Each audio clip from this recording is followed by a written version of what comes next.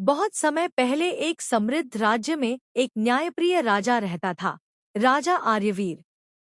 उनकी रानी, रानी पद्मिनी, बेहद सुंदर और बुद्धिमान थी। दोनों एक दूसरे से बहुत प्रेम करते थे। उनका प्रेम पूरे राज्य में मिसाल माना जाता था। एक दिन राज्य में एक रहस्यमयी साधु आया।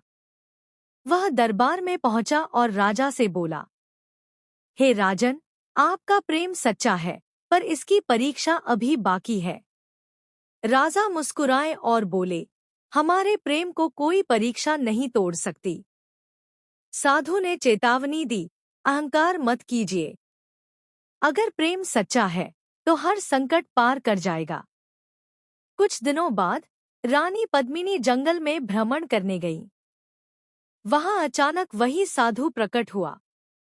उसने रानी से कहा, तुम्हारे प्रेम की परीक्षा का समय आ गया है। रानी ने शांत स्वर में कहा, हमारा प्रेम अटूट है।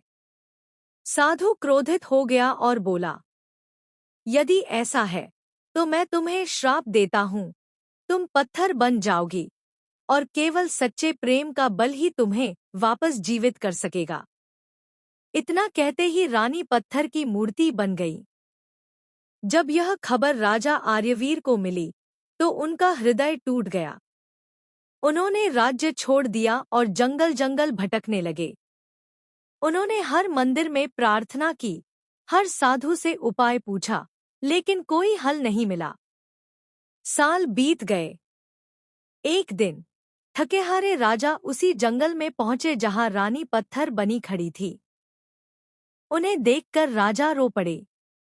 उन्होंने रानी की मूर्ति को गले लगाया और कहा, मैं तुम्हारे बिना कुछ नहीं हूं।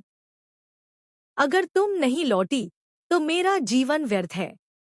राजा के आंसू मूर्ति पर गिरे और तभी एक चमत्कार हुआ। मूर्ति धीरे धीरे जीवित होने लगी। रानी पद्मिनी फिर से मानव रूप में आ गई। उसी समय वह साधु फिर प्रकट हुआ और बोला, अब मुझे विश्वास हो गया कि तुम्हारा प्रेम सच्चा है। यह श्राप केवल तुम्हारे प्रेम की शक्ति को परखने के लिए था। राजा और रानी फिर से मिल गए। वे वापस अपने राज्य लौटे और जीवन भर प्रेम, विश्वास और विनम्रता के साथ शासन किया। सीख: सच्चा प्रेम हर कठिनाई और श्राप को भी तोड़ सकता है।